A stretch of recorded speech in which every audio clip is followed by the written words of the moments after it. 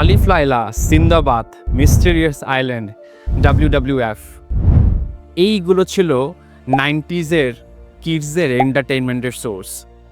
এবং এই এন্টারটেইনমেন্ট সোর্সগুলো আমাদেরকে জীবনের অনেক বড় একটা স্কিল, ডিলে গ্র্যাটিফিকেশন শিখিয়েছে।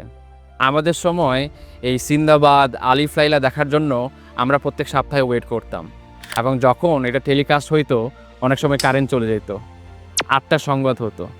এই প্রসেসটা আমাদেরকে ডিলে গ্র্যাটিফিকেশন শেখায়। কিন্তু এখন এন্টারটেইনমেন্টের সোর্স হয়ে গেছে জাস্ট ক্লিক। আমি মুভি দেখব, নেটফ্লিক্সে আমার 100-এর উপরে অপশন আছে।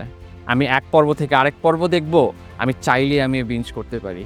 এবং এই প্রসেস আমাদেরকে উল্টা জিনিসটা শেখাচ্ছে, যেটাকে বলা হয় ইনস্ট্যান্ট গ্র্যাটিফিকেশন।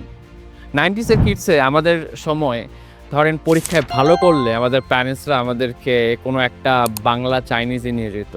এখন আমরা হয়তো সপ্তাহে 2-3 বারই অর্ডার করি জাস্ট আ ক্লিক ফুডের জন্য। অ্যাগেইন আগেরটা ডিলে গ্র্যাটিফিকেশন ছিল, এখনটা হচ্ছে ইনস্ট্যান্ট গ্র্যাটিফিকেশন। আগে আমরা ঈদের শপিংয়ের জন্য বছরে হয়তো একবার কোনো মার্কেটে যেতাম, এখন ক্লিক করলেই শপিং। সো এই টেকনোলজি আমাদের জন্য কি ব্লেসিং না কার্স, মাঝে মাঝে আমাদের রিথিঙ্ক করা উচিত। বিকজ আমি আর আপনি জীবন থেকে যাই চাই না কেন, তার জন্য দরকার হচ্ছে ডিলে গ্র্যাটিফিকেশন, ধৈর্য। বাট এই টেকনোলজি এবং ইনোভেশন আমাদেরকে ইনস্ট্যান্ট গ্র্যাটিফিকেশন শেখাচ্ছে, এখনই লাগবে।